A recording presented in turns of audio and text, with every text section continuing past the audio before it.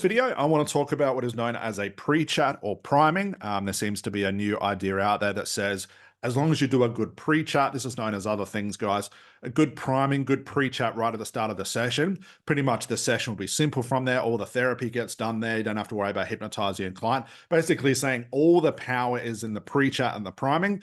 In this video, as you know, with all of my content, I'm here to respectfully disagree. I'm going to show you why doing a pre-chat or priming will actually take longer for your clients to have a breakthrough and actually do all the negative things, not the priming. So here we go.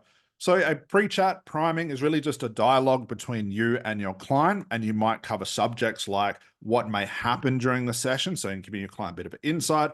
Number two, what might be said during the session, like I might tell you to relax. I might use some language patterns. It might be a little bit confusing, but that's okay.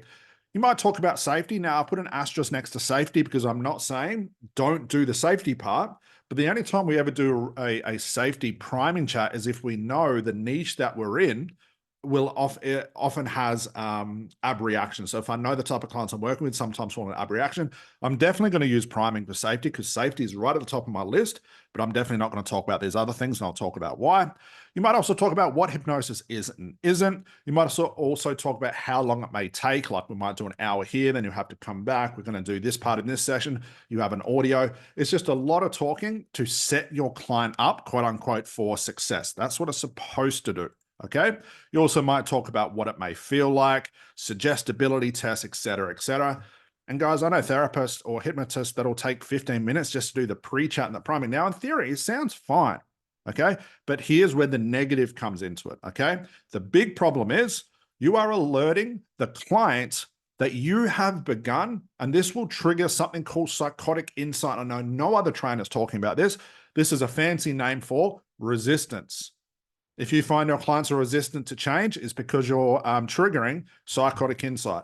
If you find your clients are resistant to go into trance, psychotic insight. If you find your clients are resistant to actually talk about their problem, it's psychotic insight. We talk a lot about psychotic insight and how to get around of it in our Masters of ACH program because it is so crucial. And most therapists, believe it or not, even the smallest gesture, the smallest word, the smallest attitude can alert psychotic insight in your clients. We all have it. You have it. I have it. And this is known as resistance.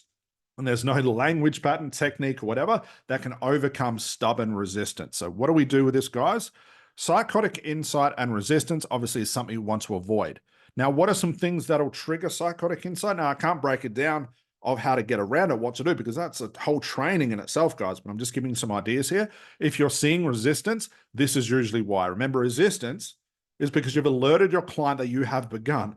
Nothing says to your client more that, hey, I'm about to begin by reading your script, pulling out your piece of paper and reading in front of them. That will create resistance. Language patterns create resistance. Why? It doesn't matter if it's Ericksonian meta models, it doesn't matter. Why? Because you go from talking like a human being, like I am now, to some ridiculous sounding hypnotist using all this language patterns that has no context. As soon as you do that, the client thinks, okay, why are you talking like this? This is a little bit weird. Why are you being creepy? Resistance. Overdone eye contact. Now, eye contact is an extremely powerful way to get the attention of your client and keep them engaged. But doing it too much, like leaning forward, pure eye contact, putting a big weird grin on your face because you're trying to hypnotize this person. Maybe, just for jokes aside, swinging the watch in front of their face. Jokes aside here, this is overdone. And it also creates resistance. Techniques create resistance. Float above your timeline, go back in time, do the regression. You're now telling your client you're about to begin or you have begun. This is a big one. What do you think happens, guys, when a client or you say to a client, close your eyes? Now, you might be thinking, well, Scott, this is what my clients come in for. I agree with you 100%, but just because a client has paid you and has sat down does not mean they're ready.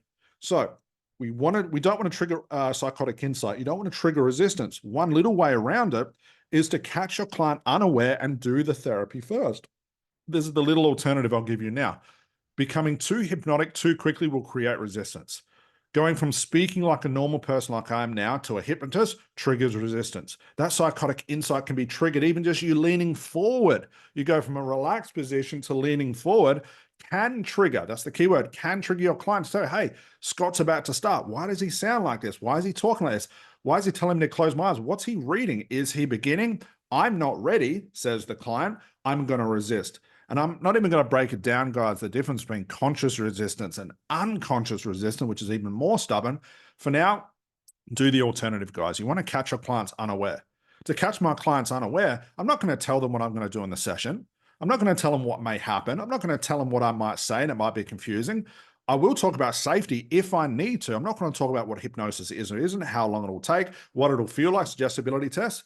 I literally dive straight in. My client sits down in front of me, Joe Blogg sits down in front of me, and I say, what's the problem? I've already started, but I'm doing it in such a conversational way he doesn't know.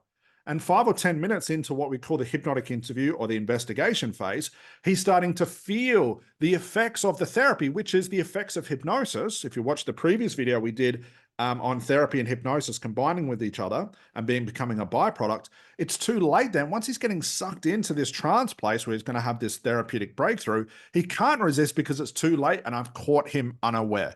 If I trigger him too much at the start, it's very, very hard, almost I would say impossible to break psychotic insight. And that's the wrong place to start as a therapist, guys. Now, look, I get it, guys. This is quite an advanced thinking, but I think for even the therapist or the hypnotist starting out, this is an important thing to understand.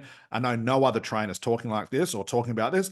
If they are, they're talking about it, but also telling you to do all these other things, which means they clearly don't understand it. So my thoughts on pre-chat and priming, guys, waste of time. It does nothing except trigger psychotic insight. But hey, if you're after really resistant clients, do the pre-chat and the priming, guys. Okay. So hopefully that helps, guys. I'll see you in the next video. Bye for now.